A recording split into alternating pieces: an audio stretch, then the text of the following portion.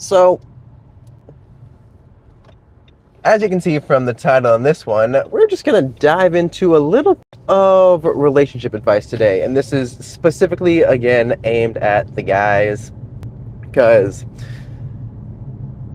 one of the things that I found extremely helpful in the past couple of months is not only there's a plethora of relationship books and videos out there, but a lot of them are revolved around couples. But when you actually want to, if you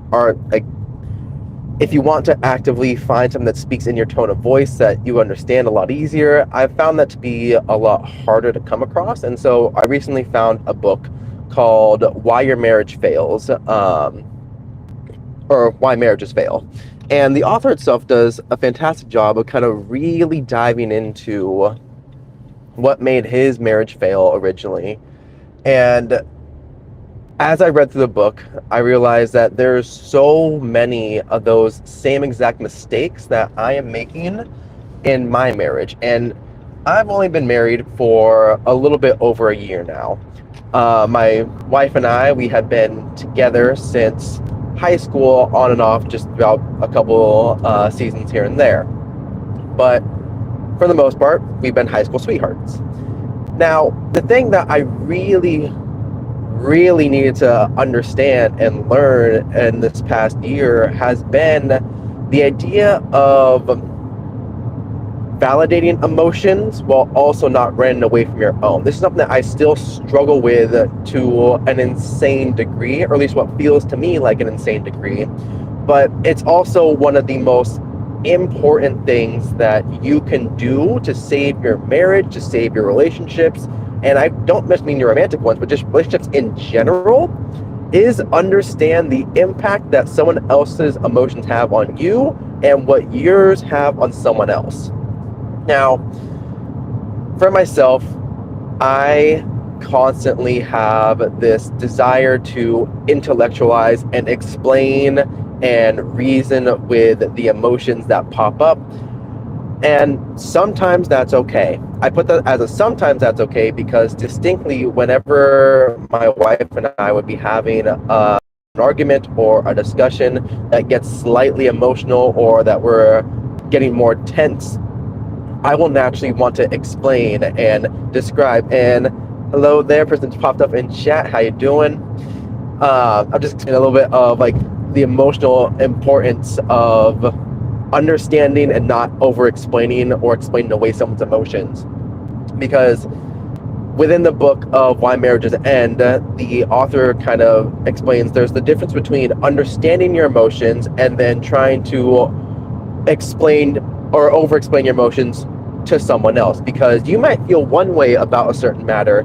However, that does not mean you will make your wife feel or your girlfriend feel a certain way if you just happen to somehow explain it in the way that they happen to resonate with. Because you're going to have a lot harder of a time actively getting an emotional topic to be understood completely 100% logically, because emotions are natural. However, they are not always logical. And that is a big problem that I struggle with. That's a big problem that I know guys struggle with in general is, oh, let me just logically explain what I did, why I did it, where I'm coming from, and then that should solve her emotional problem. And that is not what happens at all. When we are trying to actively explain away our partner's emotions, we are instead telling them, oh, your emotions, they're wrong.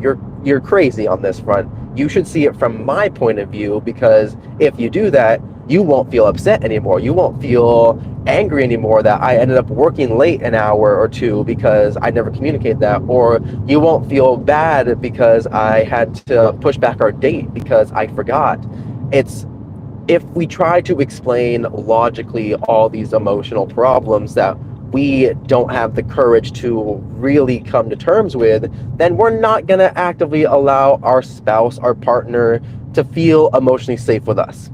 Because that is the biggest, or one of the biggest things that I have also come to realize is if I'm going to actively have my wife come to me with, questions, concerns, critiques for myself, ways that I can grow, ways that I can be better. I have to actively be an emotional safe spot for her. And I don't just mean oh, she's my best friend, and she is, and she can tell me anything, and she can. She has to feel that she can. She has to trust that she can. And if I have created a pattern of, oh, let me explain away your emotions, let me invalidate them by saying, oh, this is what I did because, or here's all the reasons that you shouldn't be mad about this, then that's just going to reinforce in her, oh, yeah, I'm not trying to listen to your emotions. I'm not trying to understand your emotions. You need to understand mine so we don't have an issue. And that is completely the wrong way to go about it. So for guys, I need you to understand this. I need you to really take this home, is that you can intellectualize your emotions. You can do that. However, you cannot intellectualize someone else's emotions. You cannot force someone else to see an emotional issue from your point of view and expect it to take care of all the problems that were just occurring. What you need to do, and what is going to be oh man, am I that old already? Damn.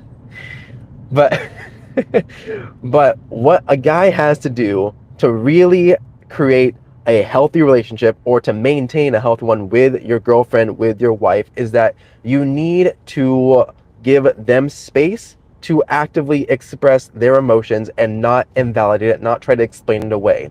Because you may have your reason for doing something, but your reason does not, it doesn't diminish what they're experiencing. There was the example of, in the book Why Marriages End, about the monster on the bed. If you have ever babysat a kid or anything like that, you know that they usually want you to check under the bed for a monster, or in the closet for a monster.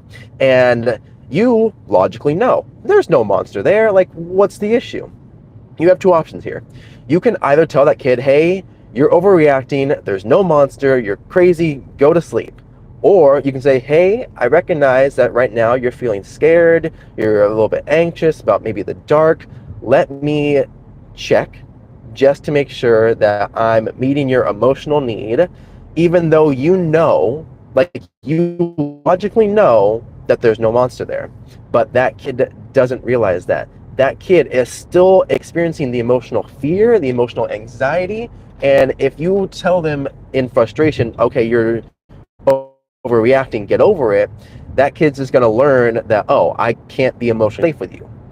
And the same thing happens with your girlfriends, with your wives. If you tell them, oh, you're just emotionally overreacting and you're crazy, then they're just going to learn and associate you with emotional unsafety. You're not going to be a safe space for them.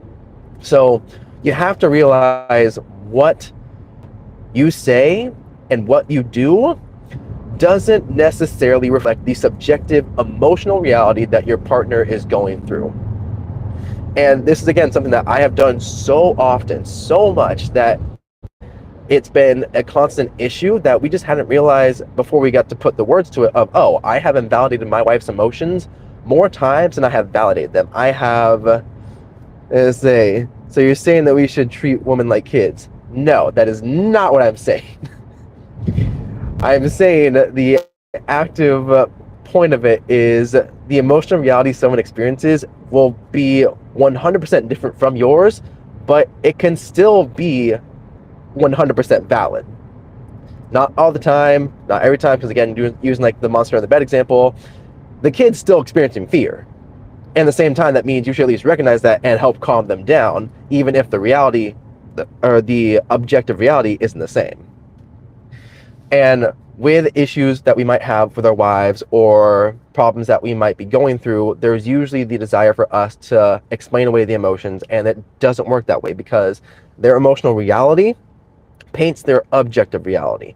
So they might see you, you might think, okay, I'm working overtime, I'm providing for my family, I'm doing this thing, I'm being a fantastic husband because I'm doing this, but then when you get home, she's eating dinner by herself, she's on her own, she's like, I feel abandoned by you. But then you're saying, no, I'm doing this for you, why don't you feel appreciative?